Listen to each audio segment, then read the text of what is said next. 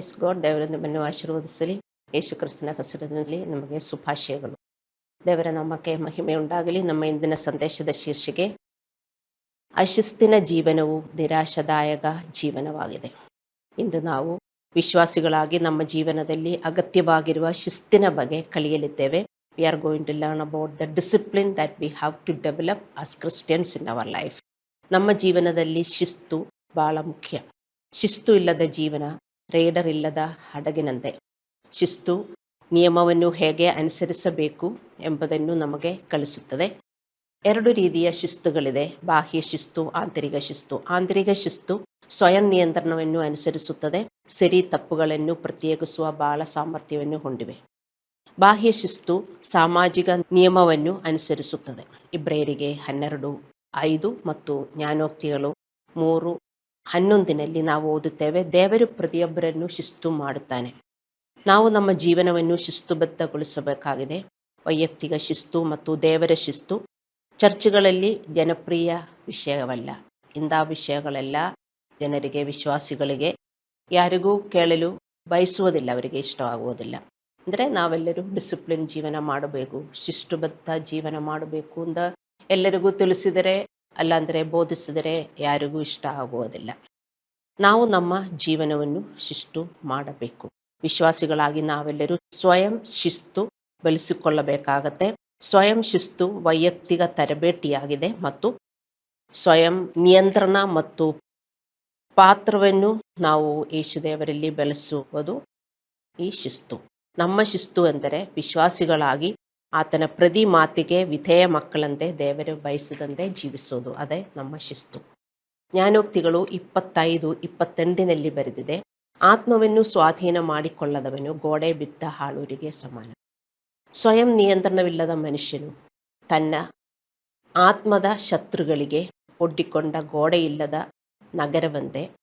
ಅವನು ತನ್ನ ಆತ್ಮದ ಪ್ರತಿಯೊಂದು ಪ್ರಲೋಭನೆಗಳಿಗೂ ಸಿಲುಕಿಕೊಳ್ಳುತ್ತಾನೆ ಮತ್ತು ದೇವರು ಭಯವಿಲ್ಲದಂತೆ ಅವನು ಜೀವನ ಮಾಡುತ್ತಾನೆ. ನೋಡಿ, ಇಲ್ಲಿ ಏನು ಉದಾಹರಣೆ ಕೊಟ್ಟಿದೆ ಅಂದರೆ, ಆತ್ಮ ನಿಯಂತ್ರಣ ಇಲ್ಲದ ವಿಶ್ವಾಸಿಗಳು ಯಾರೇ ಆದರೂ, ಮತ್ತು ವಿಶ್ವಾಸಿಗಳಿಗೆ ಆತ್ಮ ನಿಯಂತ್ರಣ ಬೇಕು. ನಮಗೆ ಆತ್ಮ ನಿಯಂತ್ರಣವಿಲ್ಲದಿದ್ದರೆ, ಒಂದು ನಗರಕ್ಕೆ ಗೋಡೆ ಇಲ್ಲದಿದ್ದರೆ ಈಸಿಯಾಗಿ ಶತ್ರುಗಳಿಗೆ ಆಕ್ರಮಣ ಮಾಡಬಹುದು. ನೀವೊಂದು ಇಮ್ಯಾಜಿನ್ ಮಾಡಿಕೊಳ್ಳಿ, ಯೋಚನೆ ಮಾಡಿಕೊಳ್ಳಿ. ಈಗ ಗೋಡೆ ಇಲ್ಲ, ಶತ್ರುಗಳಿಗೆ ಈಸಿಲಿ ಸುಲಭವಾಗಿ ಒಳಗೆ ಬಂದು ಏನಾದರೂ ಮಾಡಬಹುದು. ಅದೇ ಥರ ನಮಗೆ ಸೆಲ್ಫ್ ಕಂಟ್ರೋಲ್ ಇಲ್ಲದಿದ್ದರೆ ನಾವು ಶತ್ರುಗಳಿಗೆ ಸುಲಭವಾಗಿ ನಮ್ಮನ್ನು ಆಕ್ರಮಣ ಮಾಡುವುದಕ್ಕೆ ನಾವೇ ಬಿಡುತ್ತೇವೆ ಅಂತ. ನಿಯಂತ್ರಣವಿಲ್ಲದ ವಿಶ್ವಾಸಿಗಳು ಸೈತಾನನಿಂದ ಸುಲಭವಾಗಿ ಆಕ್ರಮಣಗೊಳ್ಳುತ್ತಾರೆ. We should know how to construct a wall for our mind. ನಾವು ನಮಗೆ ಹೇಗೆ ಗೋಡೆ ಕಟ್ಟಬೇಕು ಅಂತ ನಾವು ಅರ್ಥ ಮಾಡಿಕೋಬೇಕು. ಹೇಗೆ ಗೋಡೆ ಕಟ್ಟಬೇಕು ಅಂದರೆ, ಹೇಗೆ ನಿಯಂತ್ರಣ ಇಸ್ ಅವರ್ ಗೋಡೆ. ನಿಯಂತ್ರಣ ನಮ್ಮ ಗೋಡೆ. ಸೆಲ್ಫ್ ಕಂಟ್ರೋಲ್ ಅದೇ ನಮ್ಮ ಗೋಡೆ. ಆ ಸೆಲ್ಫ್ ಕಂಟ್ರೋಲ್ ಇಲ್ಲದಿದ್ದರೆ ನಮಗೆ ಗೋಡೆ ಇಲ್ಲ. So each one of us should understand how that ಗೋಡೆ ಶುಡ್ ಬಿ ಕನ್ಸ್ಟ್ರಕ್ಟೆಡ್. ನಮ್ಮ ಮನಸ್ಸನ್ನು ತಪ್ಪು, ನಕಾರಾತ್ಮಕ ಮತ್ತು ಪಾಪದ ಅನಗತ್ಯ ಆಲೋಚನೆಗಳಿಂದ ನಿಯಂತ್ರಿಸುವ ಮೂಲಕ ನಮ್ಮ ಮನಸ್ಸಿಗೆ ನಾವು ಗೋಡೆಯನ್ನು ಕಟ್ಟುತ್ತೇವೆ. ಜ್ಞಾನೋಕ್ತಿಗಳು 12:1 ನಾವು ಓದುತ್ತೇವೆ, ತಿಳುವಳಿಕೆಯನ್ನು ಪ್ರೀತಿಸುವವನು ಶಿಕ್ಷಣವನ್ನು ಪ್ರೀತಿಸುತ್ತಾನೆ, ಪಶುಪ್ರಾಯನು ಗದರಿಕೆಯನ್ನು ದ್ವೇಷಿಸುತ್ತಾನೆ. ನಮ್ಮ ಸ್ವಯಂ ಕೇಂದ್ರಿತ ಸ್ವಭಾವವನ್ನು, ತಿದ್ದುಪಡಿಗಳನ್ನು ಬಯಸುವುದಿಲ್ಲ. ನಮಗೆ ಹೇಗೆ ಬೇಕೋ ಹಾಗೇ ನಾವು ಜೀವನ ಮಾಡಿ ಬಂದಿರುವುದು. ನಿಮಗೆ ಈಗ ಗೊತ್ತಿದೆ, ನೀವೆಲ್ಲರೂ ಯೇಸು ಕ್ರಿಸ್ತನಲ್ಲಿ ಬಂದಿದೆ. ನಿಮಗೆ ಗೊತ್ತಿದೆ ಈಗ ಹೇಗೆ ಜೀವನ ಮಾಡಬೇಕು, ಎಲ್ಲಿ ಸ್ವಯಂ ನಿಯಂತ್ರಣ ಮಾಡಬೇಕು ಅಂತೆಲ್ಲ ಗೊತ್ತಿದೆ. ಏನು ಮಾಡಬೇಕು ಅಂತ ಗೊತ್ತಿದ್ರೂ ಕೂಡ ಅದು ಮಾಡುವುದಕ್ಕೆ ತುಂಬ ಕಷ್ಟ ಅಂತ ನಾವು ಅನಿಸುತ್ತೇವೆ. ಆದರೆ ಕಷ್ಟ ಅಂತೂ ಅನಿಸೋದಲ್ಲ, ಆ್ಯಕ್ಚುಲಿ ನಾವು ಪ್ರಯತ್ನ ಮಾಡಿದರೆ ನಮಗೆ ಮಾಡಬಹುದು. ಆದರೆ ನಾವು ಮಾಡುತ್ತಾ ಇಲ್ಲ. ನಾವು ಕೇರ್ಲೆಸ್ ಆಗಿ ನಾವು ಜೀವನ ಮಾಡ್ತೇವೆ. ಏಕೆಂದರೆ ನಮ್ಮ ಒಳಗಡೆ ಇರುವ ಸ್ವಯಂ ಕೇಂದ್ರಿತ ಸ್ವಭಾವ ಅದಕ್ಕೆ ಕಾರಣ. 1 ತಿಮೋಥೆಯನಿಗೆ 4:8 ಹೇಳುತ್ತದೆ, ದೇಹ ಸಾಧನೆಯು ಸ್ವಲ್ಪ ಮಟ್ಟಿಗೆ ಪ್ರಯೋಜನವಾಗಿದೆ, ಭಕ್ತಿಯಾದರೂ ಎಲ್ಲ ವಿಧದಲ್ಲಿ ಪ್ರಯೋಜನವಾದುದು, ಅದಕ್ಕೆ ಇಹಪರಗಳಲ್ಲೂ ಜೀವ ವಾಗ್ದಾನ ಉಂಟು. ದೇಹಿಗ ತರಬೇತಿಯು, ದೇಹ ಸಾಧನೆಯು ಸ್ವಲ್ಪ ಮಟ್ಟಿಗೆ ಪ್ರಯೋಜನವಾಗಿದೆ. ದೇಹಿಗ ತರಬೇತಿಯು ನಮ್ಮ ದೇಹಕ್ಕೆ ಶಿಷ್ಟುಗೊಳಿಸುತ್ತದೆ.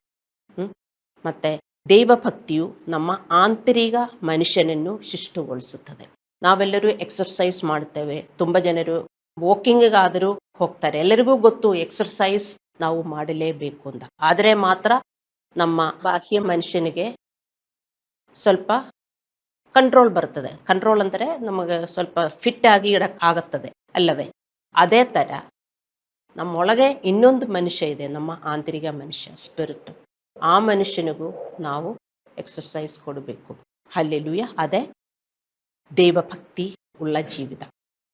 ದೇವರ ಪ್ರತಿಯೊಂದು ಮಗು ತನ್ನ ಜೀವನದಲ್ಲಿ ದೇವರ ಶಿಸ್ತನ್ನು ಹೊಂದಿರಬೇಕು. ದೇವರ ವಾಕ್ಯದ ಮೂಲಕ ನಮ್ಮನ್ನು ನಾವು ಸರಿಪಡಿಸಿಕೊಳ್ಳಬೇಕು. ಜ್ಞಾನೋಕ್ತಿಗಳು 13:18 ನಾವು ಓದುತ್ತೇವೆ, ತಿದ್ದುಪಡಿಯನ್ನು ನಿರಾಕರಿಸುವ ವ್ಯಕ್ತಿಯು ಬಡತನ ಮತ್ತು ಅವಮಾನಿತನಾಗುತ್ತಾನೆ.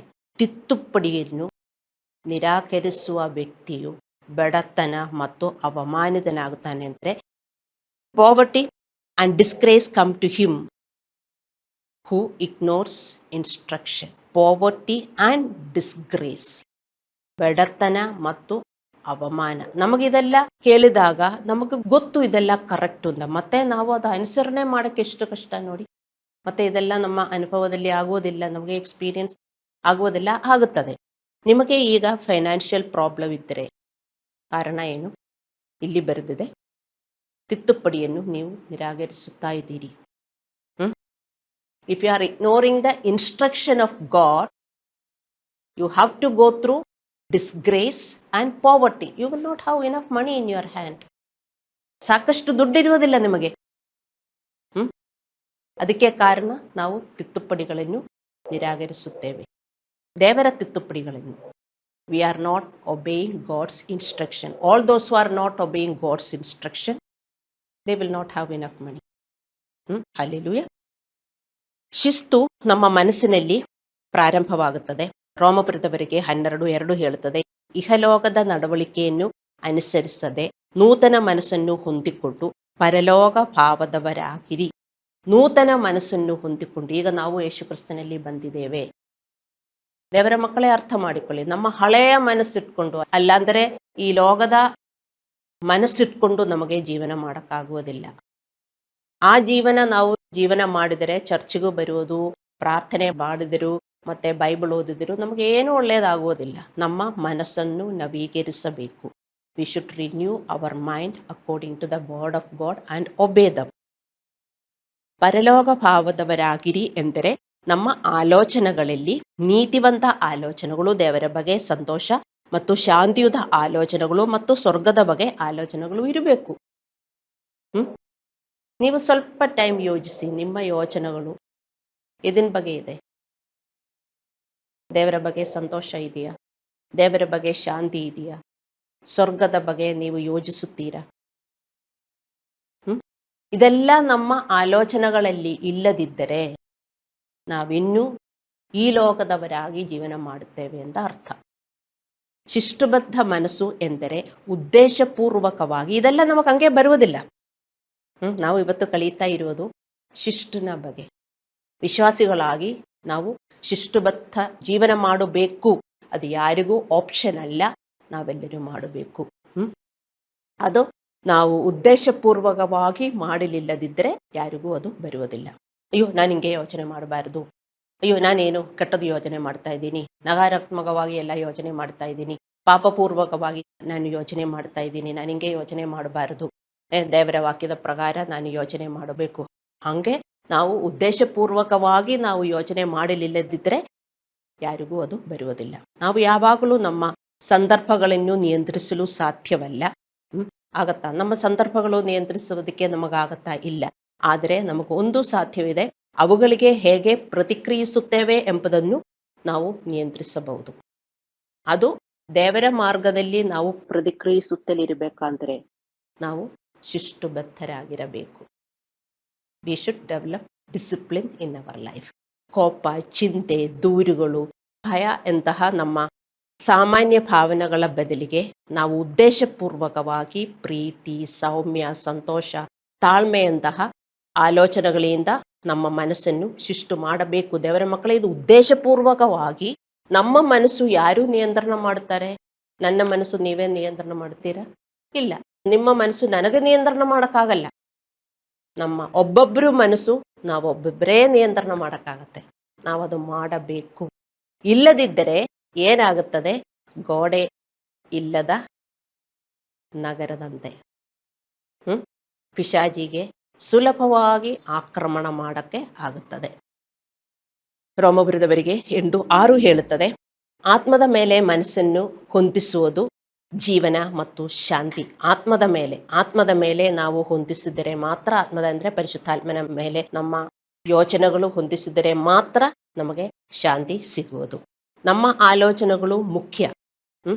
ನೀವು ತಿಳ್ಕೊಳ್ಳಬಾರದು, ನಿಮ್ಮ ಆಲೋಚನೆಗಳು ಯಾರೂ ನೋಡುವುದಿಲ್ಲ, ಮತ್ತೆ ನಿಮ್ಮ ಆಲೋಚನೆಗಳು ನಿಮಗೇ ಮುಖ್ಯ. ನಿಮ್ಮ ಆಲೋಚನೆಗಳು ಹೇಗೆ ಇದೆ ಅದೇ ಥರ ಇರುತ್ತದೆ ನಿಮ್ಮ ಜೀವನ ಮತ್ತು ನನ್ನ ಜೀವನ. ಲೂಕ 6:45 ಬರೆದಿದೆ. ಯೇಸುದೇವರು ಹೇಳ್ತಾರೆ, ಒಳ್ಳೆಯವನು ತನ್ನ ಹೃದಯವೆಂಬ ಒಳ್ಳೆಯ ಬೊಕ್ಕಸದೊಳಗಿಂದ ಒಳ್ಳೆಯದನ್ನು ತರುತ್ತಾನೆ, ಕೆಟ್ಟವನು ಕೆಟ್ಟ ಬೊಕ್ಕಸದೊಳಗಿಂದ ಕೆಟ್ಟದನ್ನು ತರುತ್ತಾನೆ.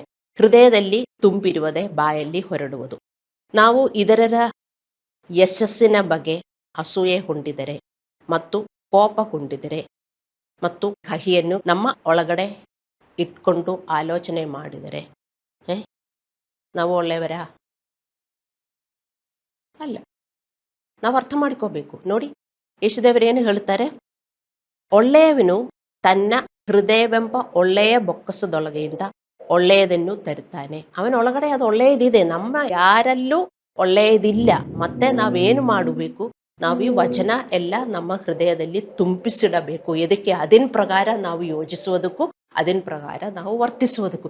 ಅಯ್ಯೋ, ನಾನು ಹಿಂಗೆ ಯೋಚಿಸಬಾರದು, ನಾನು ಹಿಂಗೆ ವರ್ತಿಸಬಾರದು, ನಾನು ಹಿಂಗೆ ಕೋಪಗೊಳ್ಳಬಾರದು, ನಾನು ಹಿಂಗೆ ಅಸೂಯೆ ಪಡಬಾರದು, ನಾನು ಹಿಂಗೆ ಕಹಿಯನ್ನು ನನ್ನ ಹೃದಯದಲ್ಲಿ ಇಟ್ಕೋಬಾರದು. ಯಾವಾಗಲೂ ಆ ನಿಯಂತ್ರಣ ಬೇಕು. ದೇವರ ಮಕ್ಕಳೇ, ಆ ನಿಯಂತ್ರಣ ಇದ್ದರೆ ಮಾತ್ರ ಆ ಗೋಡೆ ನಾವು ಕಟ್ಟುವುದು. ಆ ನಿಯಂತ್ರಣ ಇಲ್ಲದಿದ್ದರೆ ನಮಗೇನಾಗುತ್ತದೆ? ಶತ್ರು ಬೇಗನೆ ನಮಗೆ ಅಟ್ಯಾಕ್ ಮಾಡುತ್ತಾನೆ, ಅವನು ಗೆಲ್ಲುತ್ತಾನೆ. ಅರ್ಥ ಮಾಡಿಕೊಳ್ಳಿ. ಹಲ್ಲೆಲೂಯಾ. ಮತ್ತೆ ಆದಿಕಾಂಡ 6:5 ಬರೆದಿದೆ, ಮನುಷ್ಯರ ಕಟ್ಟತನವನ್ನು ಭೂಮಿಯ ಮೇಲೆ ಹೆಚ್ಚಾಗಿರುವುದನ್ನು ಅವರು ಹೃದಯದಲ್ಲಿ ಯೋಜಿಸುವುದೆಲ್ಲವೂ ಯಾವಾಗಲೂ ಬರೀ ಕೆಟ್ಟದಾಗಿರುವುದನ್ನು ಯೆಹೋವನು ನೋಡಿ ತಾನು ಭೂಮಿಯ ಮೇಲೆ ಮನುಷ್ಯನನ್ನು ಉಂಟು ಮಾಡುವುದಕ್ಕೆ ಪಶ್ಚಾತ್ತಾಪಪಟ್ಟು ತನ್ನ ಹೃದಯದಲ್ಲಿ ನೊಂದುಕೊಂಡನು. ನೋಡಿ, ನಿಮ್ಮ ಹೃದಯ ನನಗೆ ನೋಡೋಕ್ಕಾಗಲ್ಲ, ನನ್ನ ಹೃದಯ ನಿಮಗೆ ನೋಡೋಕ್ಕಾಗಲ್ಲ. ಆದರೆ ದೇವರಿಗೆ ಎಲ್ಲ ನೋಡೋಕ್ಕಾಗುತ್ತೆ. ನಮ್ಮ ಹೃದಯದಲ್ಲಿ ಏನು ನಡೀತಾ ಇದೆ, ಏನು ಯೋಚನೆಗಳು ನಡೀತಾ ಇದೆ ಅಂತ ದೇವರಿಗೆ ಗೊತ್ತಾಗುತ್ತೆ. ನಾವೇ ಸ್ವಲ್ಪ ಟೈಮ್ ತಕ್ಕೊಂಡು ನಮ್ಮ ಹೃದಯದಲ್ಲಿ ಏನು ನಡೀತಾ ಇದೆ ಅಂತ ನಾವು ಯೋಚನೆ ಮಾಡಬೇಕು. ನೀವೇ ನೋಡಿ, ಒಂದು 5 ಮಿನಿಟ್ಸ್ ತಕ್ಕೊಂಡು ನಮ್ಮ ಹೃದಯದಲ್ಲಿ ಏನು ನಾವು ಯೋಚಿಸ್ತಾ ಇದ್ದೇವೆ. ಸಮ್ಟೈಮ್ಸ್ ನೀವು ಹೇಳ್ತೀರಿ, ಇಲ್ಲ ನಾನು ಏನು ಯೋಚಿಸುತ್ತಾ ಇಲ್ಲ. ನ್ಯೂಟ್ರಲ್ ಆಗಿಯೂ ಇಡಬಾರದು. ನೀವು ಯೋಚಿಸಬೇಕು. ಎಲ್ಲರಿಗೂ ಒಳ್ಳೆಯದಾಗಬೇಕು ಅಂತ, ನಿಮಗೆ ಒಳ್ಳೆಯದಾಗಬೇಕು ಅಂತ. ಅಲ್ಲಾಂದರೆ ಕೆಟ್ಟ ಯೋಚನೆಗಳು ಬಂದರೆ ಅದಕ್ಕೆ ಆಪೋಸಿಟ್ ಆಗಿ ಯೋಚನೆ ಮಾಡುವುದು. ಅದು ಹಂಗೆ ಮಾಡುತ್ತಾ ಪ್ರಾಕ್ಟೀಸ್ ಮಾಡುತ್ತಾ ಹೋಗಬೇಕು.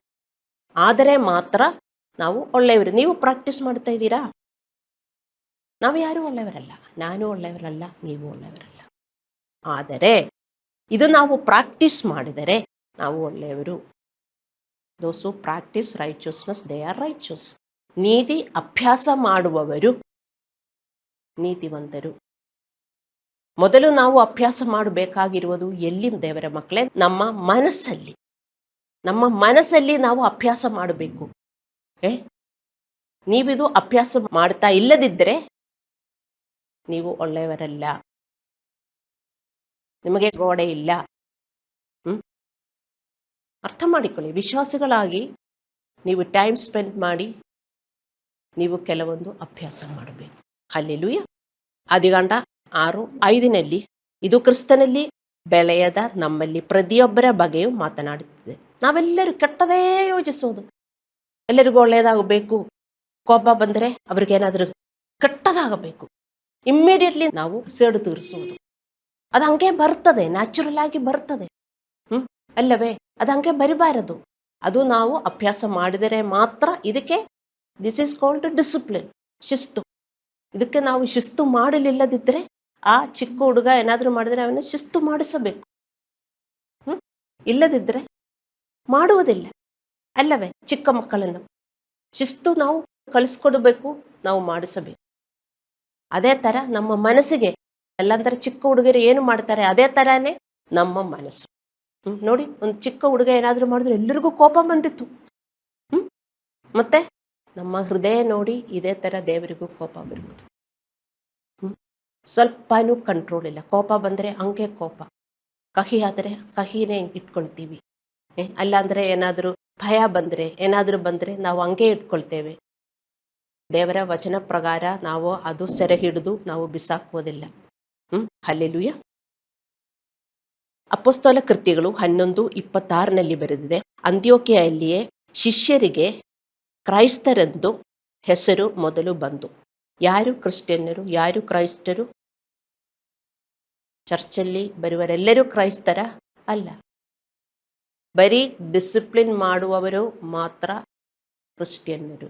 ದೋಸ್ who are discipline themselves and being a disciple, they are Christians. ಬೇರೆಯವರು ಯಾರು ಕ್ರಿಶ್ಚಿಯನ್ನರಲ್ಲ. ನೀವು ಅರ್ಥ ಮಾಡಿಕೊಳ್ಳಿ. ಶಿಷ್ಯರು ಅವರು ತನ್ನ ಜೀವನವನ್ನು ಶಿಸ್ತುಬದ್ಧಗೊಳಿಸುತ್ತಾರೆ. ಅವರ ಯೋಜನೆ ಯಾವಾಗಲೂ ಸೆರೆ ಹಿಡಿದು ಬಿಸಾಕ್ತಾರೆ ಮತ್ತು ದೇವರ ಚಿತ್ತದ ಪ್ರಕಾರ ಅವರು ಯೋಚಿಸುತ್ತಾ ಇರುತ್ತಾರೆ. ನಾವು ಯೋಚಿಸುತ್ತಾ ಇರಬೇಕು. ಯೋಚಿಸುತ್ತಾ ಇದೇ ಪ್ರಾಕ್ಟೀಸ್. ಡೈಲಿ ನಾವು ಯೋಚಿಸುತ್ತಾ ಇರಬೇಕು. ಹಲ್ಲೆಲೂಯ. ಶಿಸ್ತುಬದ್ಧರಾಗಿರುವರು ಶಿಷ್ಯರು, ಶಿಷ್ಯರು ಕ್ರಿಶ್ಚಿಯನ್ನರು. ಶಿಷ್ಯರು ಮಾತ್ರ ಕ್ರಿಶ್ಚಿಯನ್ನರು. ಕ್ರಿಶ್ಚಿಯನ್ನರು ಅವರು ಶಿಷ್ಯತ್ವ ಮಾಡುತ್ತಾರೆ. ಕೇವಲ ಚರ್ಚ್ ಬಂದು ಹೋಗುವವರು ಕ್ರಿಶ್ಚಿಯನ್ನರಲ್ಲ. ಹಲ್ಲೆಲೂಯ. ಮೊದಲನೇ ಪೇತ್ರನು 1:13 ಬರೆದಿದೆ, ನಾವು ನಮ್ಮ ಮನಸ್ಸಿನ ನಡುವನ್ನು ಕಟ್ಟಿಕೊಂಡು ಸ್ವಸ್ಥ ಚಿತ್ತರಾಗಿರಬೇಕು. ನಮ್ಮ ಮನಸ್ಸಿನ ನಡುವನ್ನು ಕೆಟ್ಟಬೇಕು. ನಮ್ಮ ಮನಸ್ಸು ತುಂಬ ಲೂಸ್ ಆಗಿದೆ. ಕನ್ನಡದಲ್ಲಿ ಹಂಗೆ ಬರೆದಿದೆ. ನಾವು ನಮ್ಮ ಮನಸ್ಸಿನ ನಡುವನ್ನು ಕಟ್ಟಿಕೊಳ್ಳಬೇಕು ಅಂತ. ತುಂಬ ಲೂಸ್ ಆಗಿ ಅದಕ್ಕೆ ನೋಡಿ ಎಷ್ಟು ಫಾಟ್ ಆಗಿ ಒಬ್ಬೊಬ್ಬರು ಬರ್ತಾ ಇದ್ದಾರೆ. ಅದು ಮನಸ್ಸಿನ ನಡುವು ಕಟ್ಟಿದರೆ ಸ್ವಲ್ಪ ಸಣ್ಣದಾಗ್ತೀರಿ ನೀವು. ಮನಸ್ಸಿನ ನಡುವನ್ನು ಕಟ್ಟಿಕೊಂಡು ಸ್ವಸ್ಥ ಚಿತ್ತರಾಗಿರಬೇಕು ಅಂದರೆ ಇಂಗ್ಲಿಷಲ್ಲಿ ಬರೆದಿದೆ, ಕ್ರಿಯೆಗೆ ನಿಮ್ಮ ಮನಸ್ಸನ್ನು ಸರಿಪಡಿಸಬೇಕು. You should be ready to act. You should discipline your mind to act. Hallelujah. ನಮ್ಮ ಮನಸ್ಸಿನಲ್ಲಿ ಏನಾಗುತ್ತದೆ? ನಮ್ಮ ಮನಸ್ಸಿನ ನಡುವನ್ನು ಕಟ್ಟಬೇಕು ಅಂತ. ನಮ್ಮ ಮನಸ್ಸಲ್ಲಿ ಏನು ನಡೀತಾ ಇದೆ? ಆಲೋಚನೆಗಳು. ಯಾವಾಗಲೂ ಆಲೋಚನೆಗಳು ನಡೀತಾ ಇರ್ತದೆ ಮತ್ತು ನಿರ್ಧಾರಗಳು, ಡಿಸಿಷನ್ ಏನಾದರೂ ಬಂದರೆ ತಕ್ಷಣ ನಾವು ಡಿಸಿಷನ್ ಮಾಡ್ತೇವೆ. ಅವಳನ್ನು ಬಿಟ್ಬಿಡ್ತೀನಿ, ಅವನನ್ನು ನಾನು ಬಿಟ್ಬಿಡ್ತೀನಿ, ಚರ್ಚಲ್ಲಿ ನಾನು ಹೋಗುವುದಿಲ್ಲ, ಪಾಸ್ಟರ್ ಹತ್ರ ಮಾತಾಡುವುದಿಲ್ಲ, ಅಲ್ಲ ಅಂದರೆ ಇನ್ನೊಬ್ಬರ ಹತ್ರ ಮಾತಾಡುವುದಿಲ್ಲ. ನಿರ್ಧಾರಗಳು ತಕ್ಷಣ ನಾವು ಡಿಸಿಷನ್ ಮಾಡಿಬಿಡ್ತೇವೆ. ಅದೆಲ್ಲ ಎಲ್ಲಿ ನಡೆಯುವುದು? ನಮ್ಮ ಹೃದಯದಲ್ಲಿ. ಕ್ರಿಯೆಗಾಗಿ ನಮ್ಮ ಮನಸ್ಸನ್ನು ಸಿದ್ಧಗೊಳಿಸುವುದು ಎಂದರೆ ದೇವರ ವಾಕ್ಯ ಮತ್ತು ದೇವರ ಚಿತ್ತದ ಪ್ರಕಾರ ನೀತಿವಂತರಾಗಲು ನಮ್ಮ ಆಲೋಚನೆಗಳು ಮತ್ತು ನಿರ್ಧಾರಗಳನ್ನು ಸಿದ್ಧಪಡಿಸುವುದು. ನಮಗೆ ಹಂಗೆ ನಿರ್ಧಾರಗಳು, ಡಿಸಿಷನ್ಸ್ ಬರ್ತದೆ. ಇಲ್ಲ, ಇದು ಮಾಡಬೇಡ, ಅದು ಮಾಡಬೇಡ, ಅವಳು ಚೆನ್ನಾಗಿಲ್ಲ, ಇವಳು ಚೆನ್ನಾಗಿಲ್ಲ, ಅವಳ ಹತ್ರ ಮಾತಾಡಲ್ಲ, ಆ ಥರ ಡಿಸಿಷನ್ ಬರ್ತದೆ. ಇಲ್ಲಾಂದರೆ ಚರ್ಚ್ ಹೋಗೋದಿಲ್ಲ, ಇದು ಮಾಡುವುದಿಲ್ಲ, ಅದು ಮಾಡುವುದಿಲ್ಲ, ನಾವು ನಿರ್ಧಾರ ತಕ್ಕೊಳ್ತೇವೆ. ಅದೆಲ್ಲ ನಾವು ಸೆರೆ ಹಿಡಿಯಬೇಕು.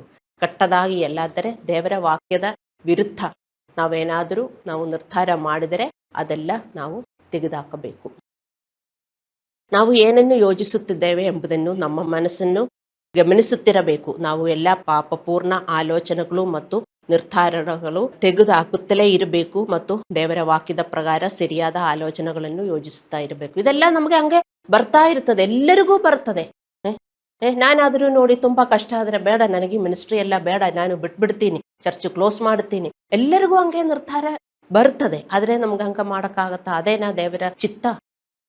ಅಲ್ಲಾಂದರೆ ಯಾರ ಹತ್ರ ಆದರೂ ನಿಮಗೆ ಒಟ್ಟಿಗೆ ಹೋಗೋಕ್ಕಾಗಲ್ಲ ಅಂದರೆ ನಾನು ಸ್ವಲ್ಪ ಡಿಸ್ಟೆನ್ಸ್ ಇಟ್ಟುಕೊಳ್ತೀನಿ ಅಂತ, ಅದು ಕರೆಕ್ಟಾ? ಅಲ್ಲ. ನಾವು ಯಾವಾಗಲೂ ಕ್ಲೋಸ್ ಆಗಿರಬೇಕು, ಡಿಸ್ಟೆನ್ಸ್ ಯಾವಾಗಲೂ ಇಟ್ಕೋಬಾರ್ದು. ಹಂಗೆ ನಿರ್ಧಾರ ಬಂದರೆ ಇಲ್ಲ ನಾನು ಹಂಗೆ ಇಟ್ಕೋಬಾರದು, ಅದು ತಪ್ಪು. ಅಲ್ಲವೇ? ಅದೇ ನಾವು ಮಾಡುವ ಶಿಸ್ತು. ವಾಕ್ಯಗಳು ನೀವು ಓದಬೇಕು, ನಿಮಗೆ ವಾಕ್ಯದ ಜ್ಞಾನ ಇರಬೇಕು, ಮತ್ತೆ ಪಾಸ್ಟರ್ನ ಮೆಸೇಜ್ ಆದರೂ ನೀವು ಕೇಳಿಸ್ಕೊಳ್ಳುತ್ತಾ ಇರಬೇಕು. ಆದರೆ ಮಾತ್ರ ನಿಮಗೆ ಜ್ಞಾನ ಬರ್ತದೆ, ಇಲ್ಲದಿದ್ದರೆ ನಿಮಗೆ ಜ್ಞಾನ ಬರುವುದಿಲ್ಲ. ಆಗ ಮಾತ್ರ ನಮ್ಮ ಆತ್ಮಗಳು ಪವಿತ್ರವಾಗುತ್ತದೆ. ನಮ್ಮ ಯೋಚನೆಗಳು ಪವಿತ್ರವಾಗಿದ್ದರೆ ಮಾತ್ರ ನಮ್ಮ ಆತ್ಮ ಪವಿತ್ರವಾಗುವುದು. ಮೊದಲನೇ ಥೆಸಲೋನಿಕ್ಯದವರಿಗೆ 5:23 ಬರೆದಿದೆ, ನಮ್ಮ ಕರ್ತನಾದ ಯೇಸುಕ್ರಿಸ್ತನ ಆಗಮನದಲ್ಲಿ ನಮ್ಮ ಸಂಪೂರ್ಣ ಸ್ಪಿರಿಟ್, ಸೋಲ್ ಆ್ಯಂಡ್ ಬಾಡಿ ನಿರ್ದೋಷಿಯಾಗಿರಬೇಕು.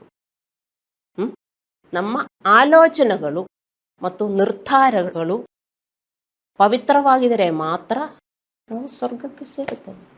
ಆದರೆ ಮಾತ್ರ ನಮ್ಮ ಆತ್ಮಗಳು ಪವಿತ್ರವಾಗುತ್ತದೆ.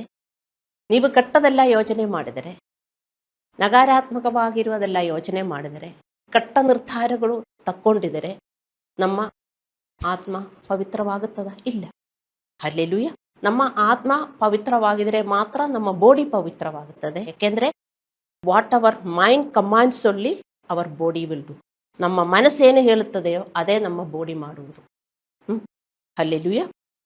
ನಾವು ದುಃಖ, ಚಿಂತೆ, ಭಯ ಮತ್ತು ಆತಂಕದಲ್ಲಿ ಇರುವಾಗ ನಮ್ಮ ಆಲೋಚನೆಗಳಲ್ಲಿ ಅವುಗಳನ್ನು ಭಯಾನಕ ಚಲನಚಿತ್ರಗಳನ್ನು ನೋಡುವಂತೆ ನೋಡಬೇಡಿ. ನಮಗೇನಾಗುತ್ತದೆ? ನಮಗೆ ದುಃಖ ಬಂದರೆ, ಆತಂಕ ಪೂರ್ಣ ಏನಾದರೂ ಬಂದರೆ, ಅಲ್ಲಾಂದರೆ ಭಯ ಏನಾದರೂ ಬಂದರೆ, ನಾವು ಒಳಗಡೆ ಒಂದು ಫಿಲ್ಮ್ ನೋಡುವ ಥರ ನಾವು ನೋಡ್ತೇವೆ, ಅಲ್ಲವೇ? ಅದು ಹಂಗಾಗತ್ತೆ, ಇದು ಹಿಂಗಾಗತ್ತೆ, ಹಂಗಾಗತ್ತೆ ಅಂತ, ಅಲ್ಲವೇ? ಅದೇ ಥರ ನಾವು ನೋಡಬಾರ್ದು. ತಕ್ಷಣ ನಾವು ಸೆರೆ ಹಿಡಿಯಬೇಕು. ಅದಕ್ಕೆ ದ್ಯಾಟ್ ಈಸ್ ಕಾಲ್ಡ್ ಕಂಟ್ರೋಲ್. ನೀವು ಹಂಗೇ ಮುಂದುವರಿಸ್ತಾ ಇದ್ದರೆ ಕಂಟ್ರೋಲ್ ಇಲ್ಲ. ಅರ್ಥ ಮಾಡಿಕೊಳ್ಳಿ. ಶತ್ರುಗೆ ಏನಾದರೂ ಮಾಡಬಹುದು. ನೀವೊಂದು ಫಿಲ್ಮ್ ನೋಡಿದರೆ ಅಯ್ಯೋ ಮುಗಿದೋಯ್ತು ಎಂದು ನೀವೇ ಅನಿಸುತ್ತೀರಲ್ಲ, ಅದೇ ಥರ ನಾವೆಲ್ಲರೂ ಕೆಟ್ಟದೆಲ್ಲ ಯೋಚನೆ ಮಾಡೋಕ್ಕೆ ಅದು ಕಂಟ್ರೋಲ್ ಸ್ವಿಚ್ ಆಫ್ ಮಾಡೋಕ್ಕೆ ಆಗಲ್ಲ. ಅಯ್ಯೋ ಅದು ಮುಗಿದೋಗುತ್ತಲ್ಲ ಅಂತ ಅದು ಎಂಟರ್ಟೈನ್ ಮಾಡಿಕೊಂಡು ಇರ್ತಾ ಇದ್ದೀವಿ. ನಾವು ಹಂಗೆ ಮಾಡಬಾರ್ದು. ನಾವು ಅದು ಶುರು ಆದ ತಕ್ಷಣ ಫುಲ್ ಸ್ಟಾಪ್ ಇಡೋಕ್ಕೆ ನಾವು ನಿರ್ಧಾರ ಮಾಡಿಕೋಬೇಕು. ಮನಸ್ಸನ್ನು ಶಿಸ್ತು ಮಾಡಿಕೊಳ್ಳಿ. ದೇವರನ್ನು ನಂಬಿ ಪ್ರಾರ್ಥಿಸಿ ನಿಮ್ಮ ಮನಸ್ಸನ್ನು ಸದಾ ಶಾಂತಿಯಿಂದ ಇಟ್ಟುಕೊಳ್ಳಿ. ನಮ್ಮ ಮನಸ್ಸನ್ನು ಶಾಂತಿಯಿಂದ ಇಟ್ಟುಕೊಂಡಿದ್ರೆ ಮಾತ್ರ ನಮಗೆ ಗೋಡೆ ಇರ್ತದೆ. ನಮಗೆ ಶಾಂತಿ ಇಲ್ಲದಿದ್ದರೆ ನಮ್ಮ ಮನಸ್ಸಿಗೆ ಗೋಡೆ ಇಲ್ಲ. ಅರ್ಥ ಮಾಡಿಕೊಳ್ಳಿ ದೇವರ ಮಕ್ಕಳೇ. ಆ ಶಾಂತಿ ನಮಗೆ ಹೆಂಗೆ ಸಿಗುತ್ತದೆ? ಆ ಶಾಂತಿ ಸಿಕ್ಕಲೇಬೇಕು. ನಿಮಗೇ ಗೊತ್ತು ಅದು ಹೆಂಗೆ ಸಿಗುತ್ತದೆ. ಕೆಲವೊಮ್ಮೆ ನಮಗೆ ಬರೀ ಮೆಡಿಟೇಟ್ ಮಾಡಿದರೆ ಸಿಗುವುದಿಲ್ಲ. ನೀವು ಒಬ್ಬೊಬ್ಬರು ಕಂಡುಹಿಡಿಯಬೇಕು ಅದು ನನಗೆ ಹೆಂಗೆ ಶಾಂತಿ ಸಿಗುತ್ತದೆ ಅಂತ. This is called seeking God. God is peace, isn't it? ನಮ್ಮ ಮನಸ್ಸಲ್ಲಿ ಪೀಸ್ ಬೇಕು. ನಾವು ದೇವರನ್ನು ಸೀಕ್ ಮಾಡುವವರಾಗಿರಬೇಕು. Those who are seeking God only will find God, isn't it? So ನಾವು ಸೀಕ್ ಮಾಡಬೇಕು, ಪೀಸು ಸೀಕ್ ಮಾಡಬೇಕು. ಅದೆಲ್ಲ ತುಂಬ ಕೆಲಸ ಇದೆ ದೇವರ ಮಕ್ಕಳೇ. ನಮ್ಮ ಮನಸ್ಸಿನಲ್ಲಿ ತುಂಬ ಕೆಲಸ ನಾವು ಮಾಡಿದರೆ ಮಾತ್ರ ನಮ್ಮ ಮನಸ್ಸಿಗೆ ಶಾಂತಿ ಸಿಗುವುದು. ಬರೀ ಪ್ರಾರ್ಥಿಸಿದರೆ ಮಾತ್ರ ನಮಗೆ ಸಿಗುವುದಿಲ್ಲ. ನಮ್ಮ ಸಮಸ್ಯೆಗಳನ್ನು ಪ್ರಾರ್ಥನೆಯಲ್ಲಿ ದೇವರಿಗೆ ಬಿತ್ತರಿಸಲು ಆಯ್ಕೆ ಮಾಡಬೇಕು ಮತ್ತು ಶಾಂತಿಯಿಂದಿರಬೇಕು. ಆತನನ್ನು ನಂಬಿ ನಮ್ಮನ್ನು ಎಂದಿಗೂ ದೇವರು ಬಿಡುವುದಿಲ್ಲ. ನಾವೇನು ಅಭ್ಯಾಸ ಮಾಡಬೇಕು. ಇದೆಲ್ಲ ನಮಗೆ ಅಭ್ಯಾಸದಿಂದ ಮಾತ್ರ ಬರ್ತದೆ ದೇವರ ಮಕ್ಕಳೇ. ಒಂದಿನ 2 ದಿನ ಅಭ್ಯಾಸ ಮಾಡುವುದಲ್ಲ, ಅದು ಅಭ್ಯಾಸ ಮಾಡುತ್ತಾ ಇರಬೇಕು. ಅದು ನಾವೆಂದಿಗೂ ನಾವು ಬಿಡಬಾರದು. ನಮ್ಮ ಆಲೋಚನೆಗಳು ಮತ್ತು ಮನಸ್ಸನ್ನು ಶಿಸ್ತು ಮಾಡುವುದು ನಿಮಿಷದಿಂದ ನಿಮಿಷ ಮತ್ತು ದಿನದಿಂದ ದಿನಕ್ಕೆ ಪ್ರಕ್ರಿಯೆ ಆಗಿದೆ. ನಿಮಿಷದಿಂದ ನಿಮಿಷ ಅಲ್ಲವೇ? ನಮ್ಮ ಮನಸ್ಸು ನೋಡಿ ಏನೇನು ಯೋಚನೆ ಮಾಡುತ್ತದೆ. ಒಳ್ಳೆಯದನ್ನು ನಾವು ಯೋಚನೆ ಮಾಡ್ತೀವ, ದೇವರ ವಾಕ್ಯದ ಪ್ರಕಾರ ನಾವು ಯೋಚನೆ ಮಾಡ್ತೀವ, ದೇವರ ಚಿತ್ತದ ಪ್ರಕಾರ ಯೋಚನೆ ಮಾಡುತ್ತೀವ. ಅದಕ್ಕೆ ನಿಮಿಷದಿಂದ ನಿಮಿಷ ಮತ್ತು ದಿನದಿಂದ ದಿನ ನಾವು ಕಂಟ್ರೋಲ್ ಮಾಡಬೇಕು. ಈಗ ಗೊತ್ತಾಯ್ತಲ್ಲ, ನಾವು ಮೊದಲು ಶಿಸ್ತು ಮಾಡುವುದು ನಮ್ಮ ಮನಸ್ಸೊಳಗೆ. ಮನಸ್ಸಿಗೆ ನಾವು ಗೋಡೆ ಕಟ್ಟಬೇಕು. ಅದಕ್ಕೆ ನಿಮಗೆ ಹೆಂಗೆ ಗೊತ್ತು ಗೋಡೆ ಇದೆ ಅಂದರೆ? ಶಾಂತಿ ಇದ್ದಾಗ ನಮಗೆ ಗೋಡೆ ಇರುತ್ತದೆ. ಶಾಂತಿ ಇಲ್ಲದಿದ್ದರೆ ನಮಗೆ ಗೋಡೆ ಇಲ್ಲ ಅಂತ ನಾವು ಅರ್ಥ ಮಾಡಿಕೋಬೇಕು. ಶಾಂತಿ ಹೆಂಗಾದರೂ ನಾವು ಕಂಡು ಹಿಡಿದು ನಮಗೆ ಸಿಕ್ಕಲೇಬೇಕು. ಮತ್ತು ಎರಡನೇದು, ನಿಮಗೆ ಅಗತ್ಯವಿರುವ ಮತ್ತೊಂದು ಶಿಸ್ತು. ನಿಮ್ಮ ದೈನಂದಿನ ಸಮಯದಲ್ಲಿ ದೇವರಿಗೆ ಆದ್ಯತೆ ನೀಡುವುದರಲ್ಲಿ ನಿಮ್ಮ ಸಮಯವನ್ನು ನೀವು ಶಿಸ್ತುಬದ್ಧಗೊಳಿಸಬೇಕು. ನಿಮ್ಮ 24 ಗಂಟೆಗಳಲ್ಲಿ 10% ದೇವರಿಗಾಗಿ ದೇವರೊಂದಿಗೆ ಕಳೆಯಬೇಕು. ನಿಮಗೆ ಗೊತ್ತಿದೆ, ನಿಮ್ಮ ಸಂಪೂರ್ಣ ಆದಾಯವನ್ನು ನಿಮಗೆ ಹೇಗೆ ಬಳಸಬಾರದು, ಅದೇ ರೀತಿಯಲ್ಲಿ ನಿಮ್ಮ ಇಡೀ ದಿನವನ್ನು ನಿಮಗಾಗಿ ಬೆಳೆಸಲಾಗುವುದಿಲ್ಲ. ಒಂದಿನಾನು ನೀವೆಲ್ಲರೂ ನಿಮ್ಮ ಆದಾಯದ 1/10 ದೇವರಿಗೆ ಕೊಡ್ತಾ ಇರಬಹುದು. ಮತ್ತೆ ಹೌ ಅಬೌಟ್ ನಿಮ್ಮ ಟೈಮು? 24 ಗಂಟೆಗಳು ನೀವು ನಿಮಗೋಸ್ಕರ ಯೂಸ್ ಮಾಡಿದ್ರೆ, ನಾನಿದೆಷ್ಟು ಹೇಳಿದರೂ ತುಂಬ ಜನ ಅದು ಪಾಲಿಸುತ್ತಾ ಇಲ್ಲ. ಆಫೀಸಲ್ಲಿ ತುಂಬ ಕೆಲಸ ಇದೆ ನೀವು ಹೇಳಿದ್ರೆ ನೀವು ಪ್ರಾರ್ಥಿಸಬೇಕು. ಪ್ರಾರ್ಥಿಸಿದರೆ, ದೇವರೇ ನನಗೆ ತುಂಬ ಕೆಲಸ ಇದೆಯಲ್ಲ, ನಿಮ್ಮ ಜೊತೆ ನಿಮಗಾಗಿ ನನಗೆ ಸ್ಪೆಂಡ್ ಮಾಡೋಕ್ಕೆ ಟೈಮ್ ಸಿಗ್ತಾ ಇಲ್ಲ ಅಂತ ನೀವು ಪ್ರಾರ್ಥಿಸಿದರೆ ಖಂಡಿತವಾಗಿಯೂ ನಿಮಗೆ ಟೈಮ್ ಸಿಗ್ತದೆ. ನೀವು ಪ್ರಾರ್ಥಿಸುವುದಿಲ್ಲ. ಹಲ್ಲೆಲೂಯ. ಪ್ರತಿದಿನ ನೀವು ದೇವರ ವಾಕ್ಯ ಓದಬೇಕು, ಪ್ರಾರ್ಥಿಸಬೇಕು. ನಿಮಗೋಸ್ಕರ ಪ್ರಾರ್ಥಿಸಬೇಕು, ನಿಮ್ಮ ಕುಟುಂಬ ಸದಸ್ಯರಿಗೋಸ್ಕರ ಪ್ರಾರ್ಥಿಸಬೇಕು, ಚರ್ಚ್ ಸದಸ್ಯರಿಗೋಸ್ಕರ ಪ್ರಾರ್ಥಿಸಬೇಕು, ಪಾಸ್ಟರ್ಗೋಸ್ಕರ ಪ್ರಾರ್ಥಿಸಬೇಕು, ಮತ್ತೆ ಆರಾಧಿಸಬೇಕು, ವಚನ ಧ್ಯಾನಿಸಬೇಕು. ನಿಮ್ಮ ಪಾಸ್ಟರ್ನ ಯೂಟ್ಯೂಬ್ ಮೆಸೇಜನ್ನು ಕೇಳಿಸ್ಕೊಳ್ಳಬೇಕು. ಒಂದು ದಿನದಲ್ಲಿ ದೇವರ ಸೇವೆ ಮಾಡಬೇಕು. ಇದಕ್ಕೆಲ್ಲ ನೀವು ಶಿಸ್ತು ಮಾಡಬೇಕು. ಕಷ್ಟ ಅಂತ ಹೇಳ್ತೀರಾ? ಯಾಕೆ ಕಷ್ಟ ಅಂತ ನೀವು ಹೇಳ್ತೀರಿ? ನಿಮಗೆಲ್ಲರಿಗೂ ಇರೋದು 24 ಗಂಟೆಗಳು. ಈ 24 ಗಂಟೆಗಳಲ್ಲಿ ನೀವು ಟೈಮ್ ಟೇಬಲ್ ಇಟ್ಕೊಂಡು ನೀವು ಮಾಡಬೇಕು. ಬರೀ ಹುಡುಗರು ಓಡಾಡಿ ನೀವು ಆಟ ಆಡಿದರೆ ನಾಳೆ ನಿಮ್ಗೆ ಏನಾಗುತ್ತೆ ಅಂತ ನಿಮಗೇ ಗೊತ್ತಿಲ್ಲ. ಹುಡುಗರು ಸ್ಕೂಲು ಕಾಲೇಜು ಹೋಗುವವರು, ನೀವು ಓದುವುದಕ್ಕೆ ನೀವು ಡಿಸಿಪ್ಲಿನ್ ಆಗಿ ನೀವೊಂದು ಟೈಮ್ ಟೇಬಲ್ ಇಟ್ಕೋಬೇಕು. ಇಲ್ಲಾಂದರೆ ಯಾವಾಗಲೂ ಆಟ ಆಡಬೇಕು. ಹುಡುಗರು ಬರ್ತಾರೆ, ಎಲ್ಲಂದರೆ TV ಇರ್ತದೆ, ಎಲ್ಲಂದರೆ ಮೊಬೈಲ್ ಇರ್ತದೆ, ಅದೆಲ್ಲ ನೋಡಬೇಕು ಅಂತ ಅನಿಸುತ್ತೆ ಅಲ್ವಾ? ಅದೆಲ್ಲ ಮುಚ್ಚಿಟ್ಬಿಟ್ಟು ನೀವು ಓದುತ್ತೀರಾ ಅಲ್ಲವೇ? ಅದೇ ಥರ ವಿಶ್ವಾಸಿಗಳು ಅರ್ಥ ಮಾಡಿಕೊಳ್ಳಿ. ದೇವರಿಗಾಗಿ ನಿಮಗಾಗಿ ನೀವು ಟೈಮ್ ಕಳೆಯಬೇಕು. ಇಲ್ಲದಿದ್ದರೆ ನಿಮ್ಮ ಟೈಮ್ ಹಂಗೆ ವೇಸ್ಟ್ ಆಗುತ್ತೆ. ಸುಮ್ಮನೆ ನೀವು ಮಲಗುತ್ತಾ ಇರ್ತೀರಿ, ಕೆಲಸಕ್ಕೆ ಬಾರದ ಕೆಲಸ ಎಲ್ಲ ಮಾಡ್ತಾ ಇರ್ತೀರಿ, ಮತ್ತೆ ನಿಮ್ಮ ಮನಸ್ಸಿಗೆ ಅಂತೂ ಗೋಡೆನೇ ಇಲ್ಲ. ಹಿಂಗೆ ನೀವು ಜೀವನ ಮಾಡ್ತೀರಿ ನೋಡಿ. ನೀವು ಯಾವತ್ತೂ ಹೇಳಬಾರದು ನಿಮಗೆ ದೇವರಿಗಾಗಿ ಟೈಮ್ ಕಳೆಯುವುದಕ್ಕೆ ನನಗಾಗುವುದಿಲ್ಲ ಅಂತ. ನೀವು ಮಾಡಬೇಕು. ನಮ್ಗೆ ಈಗ ಅರ್ಥವಾಯ್ತಲ್ಲ, ಶಿಷ್ಯರು ಕ್ರಿಶ್ಚಿಯನ್ನರು, ಬರೀ ಚರ್ಚ್ ಹೋಗುವವರೆಲ್ಲ ಕ್ರಿಶ್ಚಿಯನ್ನರು. ಶಿಷ್ಯರು ಯಾರು? ಶಿಷ್ಟು ಮಾಡುವವರು, ದೇವರ ವಾಕ್ಯದ ಪ್ರಕಾರ ಅವರ ಜೀವನ ಸರಿಪಡಿಸುವವರು ಶಿಷ್ಯರು, ಅವರೇ ಕ್ರಿಶ್ಚಿಯನ್ನರು. ಬರೀ ಒಂದು ಕ್ರಿಶ್ಚಿಯನ್ ಕುಟುಂಬದಲ್ಲಿ ನೀವು ಹುಟ್ಟಿದರೆ ನೀವು ಕ್ರಿಶ್ಚಿಯನ್ ಅಲ್ಲ. ಅರ್ಥ ಮಾಡಿಕೊಳ್ಳಿ. ನಿಮ್ಮ ಜೀವನವನ್ನು ನೀವು ಡಿಸಿಪ್ಲಿನ್ ಮಾಡಬೇಕು. ಇಲ್ಲದಿದ್ದರೆ, ನಮ್ಮನ್ನು ನಾವು ಶಿಷ್ಟು ಮಾಡಿಕೊಳ್ಳದಿದ್ದರೆ ದೇವರು ನಮ್ಮನ್ನು ಶಿಷ್ಟು ಮಾಡುತ್ತಾನೆ.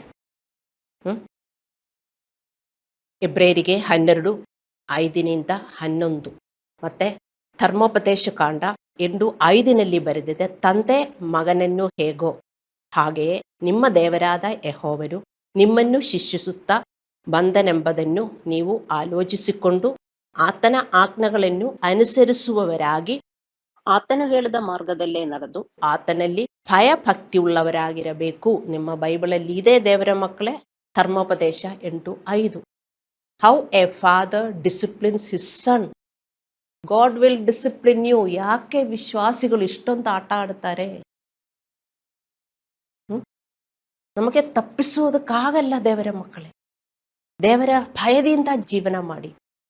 God is A consuming fire.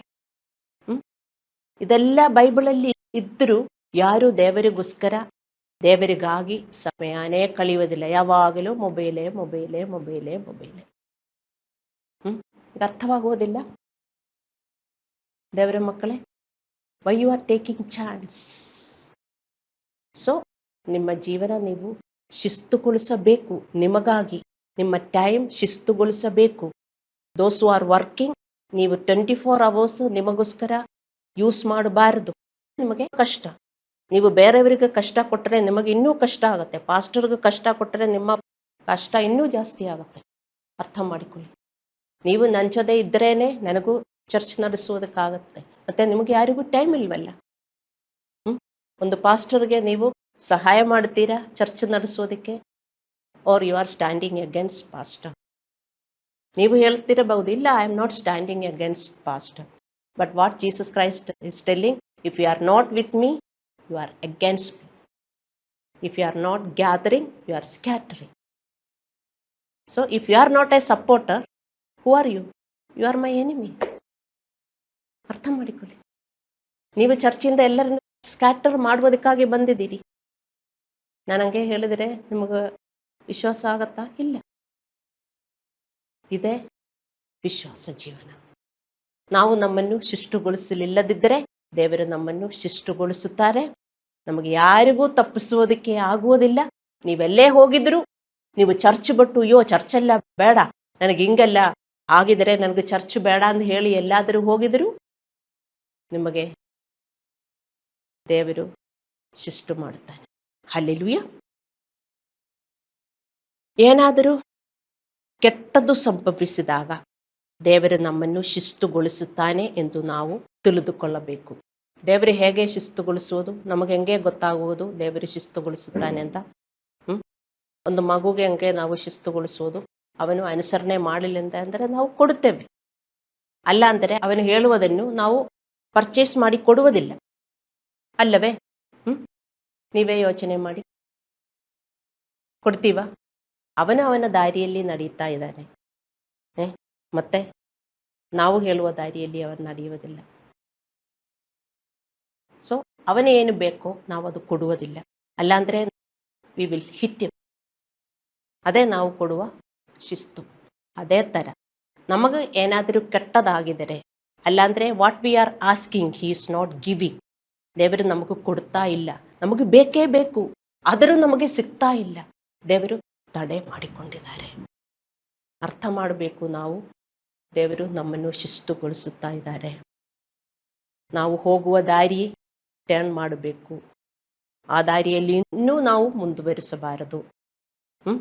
ದೇವರ ಮಕ್ಕಳೇ, ಇದೆಲ್ಲ ನೀವು ಕಣ್ಣು ತೆಗೆದು ನೀವು ಅರ್ಥ ಮಾಡಿಕೊಂಡು ಅದೇ ಥರ ನೀವು ಜೀವನ ಮಾಡಬೇಕು. ಇಲ್ಲದಿದ್ದರೆ ಇನ್ನೂ ನಿಮ್ಮ ಜೀವನ ಕೆಟ್ಟದಾಗುತ್ತದೆ, ಒಳ್ಳೆಯದಾಗುವುದಿಲ್ಲ. ನೀವು ಚರ್ಚ್ ಬಿಟ್ಟು ಹೋಗಿದ್ರು, ಯೇಸುದೇವರನ್ನು ಬಿಟ್ಟು ಹೋಗಿದ್ರು, ಕ್ರೈಸ್ವೇ ಚರ್ಚನ್ನು ಬಿಟ್ಟು ಹೋಗಿದ್ರು, ನನ್ನನ್ನು ಬಿಟ್ಟು ಹೋಗಿದ್ರು, ಒಳ್ಳೆಯದಾಗುವುದಿಲ್ಲ. ಹಲ್ಲೆಲೂಯಾ. ಅರ್ಥ ಮಾಡಿಕೊಳ್ಳಿ.